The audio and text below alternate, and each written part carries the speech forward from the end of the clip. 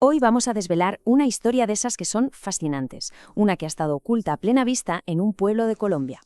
Nos vamos a adentrar en Luruaco para descubrir cómo sus profundas raíces afrodescendientes llegaron a forjar su identidad, a través de un increíble relato de resistencia.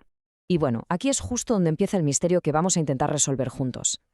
A ver, ¿cómo es posible que el uruaco tenga una identidad afro tan marcada si históricamente nunca fue un palenque, o sea, un asentamiento oficial de esclavos que habían huido? Esta es la pregunta clave, la que nos va a guiar en todo este recorrido. Para descifrar este enigma vamos a seguir un camino muy claro. Primero, plantearemos bien el enigma del uruaco.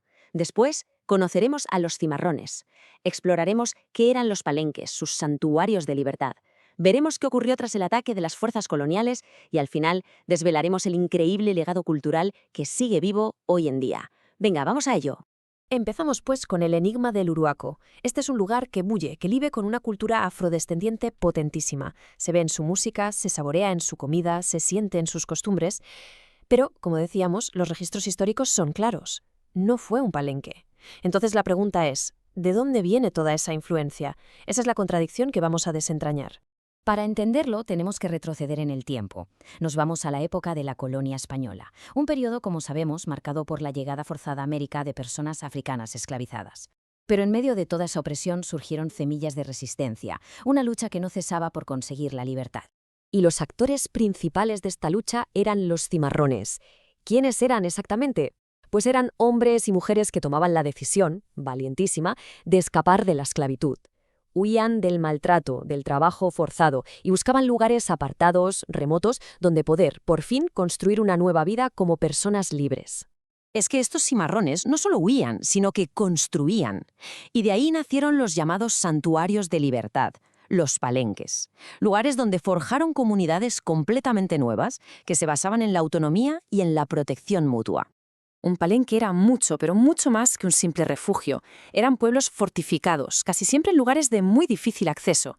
Se convirtieron en auténticos bastiones de libertad, donde no solo se defendían, sino que preservaban su cultura africana y se organizaban contra las autoridades coloniales.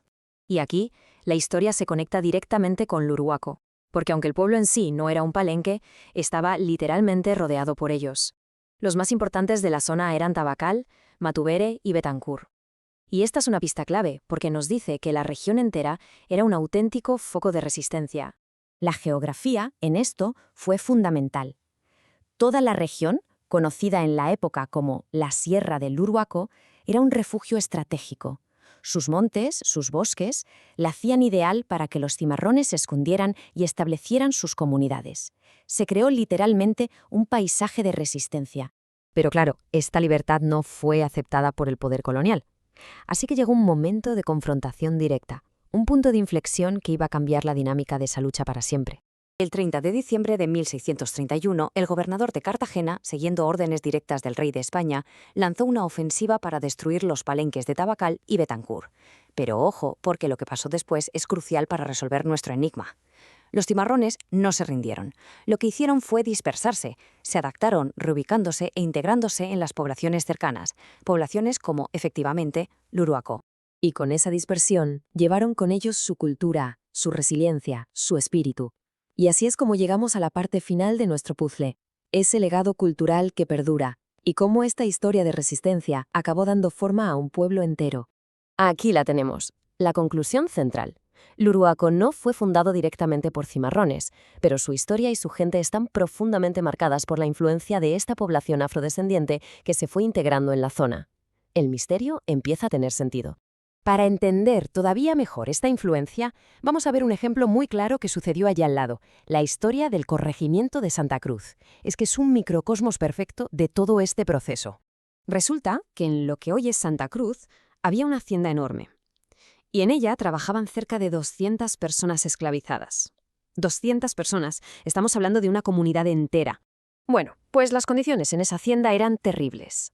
Así que, hartos del maltrato, un grupo de trabajadores se rebeló. Durante el levantamiento dieron muerte al mayordomo principal, y este acto de resistencia no fue un suceso aislado. De hecho, se considera uno de los momentos fundacionales de lo que hoy conocemos como Santa Cruz. Y este espíritu de resistencia, toda esta herencia cultural, se fue filtrando por toda la región y, por supuesto, en Luruaco. Hoy en día, la influencia de los cimarrones y de sus descendientes está más viva que nunca. Se siente en la música, se saborea en la comida, se vive en las costumbres y se escucha en la forma de hablar. Es que forma parte de la identidad central del pueblo. Y así resolvemos el enigma. La poderosa identidad afro del Uruaco no nació de tener un palenque propio, sino de esa red de resistencia que lo rodeaba y de la dispersión de su gente, que fue sembrando su cultura por toda la tierra. Y esto nos deja con una pregunta final. ¿Qué otras historias de resistencia y resiliencia como esta se esconden a plena vista, esperando a ser contadas, en los lugares que habitamos?